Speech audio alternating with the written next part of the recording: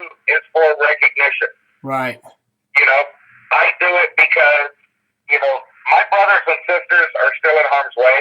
That's right. Even the ones that are at home, dealing with the VA and the government and everything else. I mean, we're all still in harm's way, and if we don't take care of each other, who's going to?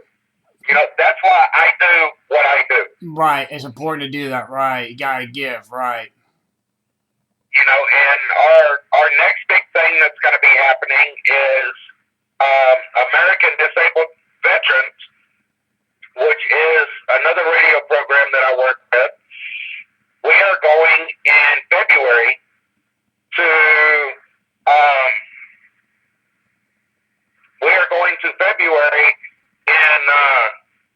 to DC. Very good. And we have been invited by a couple of congressmen and senators, and we are actually going up there to deal with the specific issues of PTSD and MST, which is military sexual trauma. Right. And the actual event is, I believe, February 23rd through the 29th, but we'll actually be up there the 19th through the 29th, so that we get the chance to meet with some of these senators and congressmen before the actual hearings. Mm-hmm.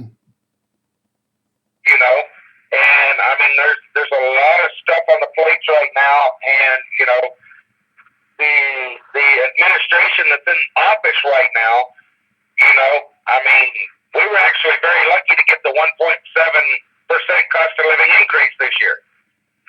But I mean, they're doing everything in their power to try to get away from us in other aspects. Right. So I mean, we have to stand up and fight, because if we do not stand up and fight, we're going to lose, and we're going to lose big. Right. That's like I discussed. I don't know if it was on your last show or it was on another show, because honestly, I cannot remember whose show I'm doing when here lately. I have honestly done like 14 shows in the last 9 days. Wow. Dealing with MST and PTSD and everything else, but it's like Congress right now. I mean, not Congress, but the EPA. They've been attacking our Second Amendment rights forever. Trying to get our firearms taken away. Right. So the EPA has actually got smart, and there is a bill that is sitting in Congress right now, and thank God, the lazy people, and I call them lazy because they only worked 268 days this year.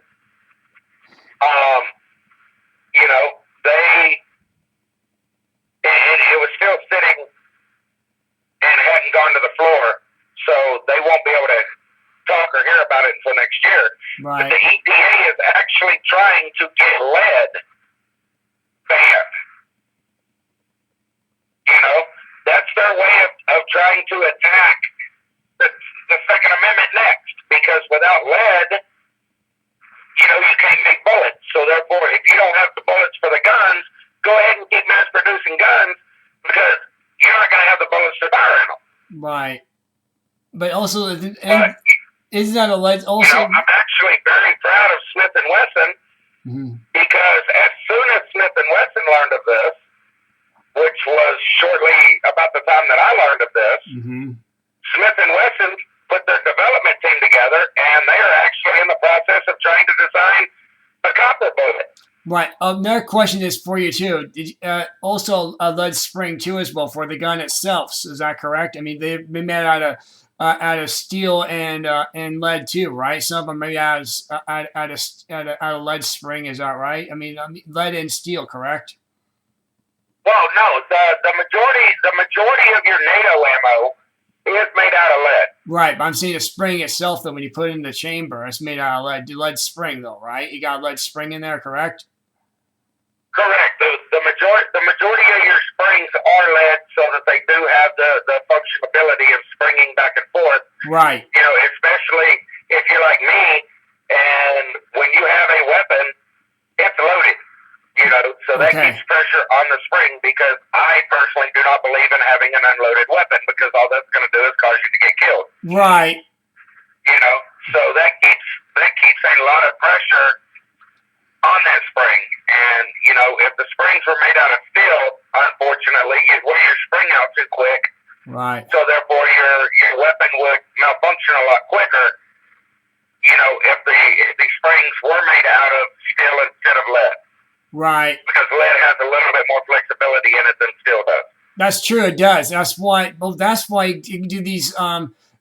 Fire so many shots in 1 second. Right? Is that correct? You got like 50 rounds in less than a second. Is that correct with some of these new weapons you got now? Yes. Wow. That's incredible. That's new. That's technology that we should not be cutting, and they are. Well, I tell you what, if you want to talk about some cutting technology, they actually have some new rifles out now that are called corner rifles. That me and another veteran friend of mine was watching videos on the other day, and it looks like a couple of police departments in Ohio, they've already purchased them, and the military's looking at them too, where the rifles actually bend. And I haven't, even watching the videos, I haven't figured out how the dadgum things work, you know, because of the recoil, but they do. And where you can actually stay behind cover, and you can bend your rifle, fold it in the middle to where it'll fire around the damn corner. Wow. So I am really hoping that, you know, our government picks up on these, because if our government doesn't, you know dadgum well that, you know, the enemy will. And, you know, we're in a new form of combat now, and, you know, it's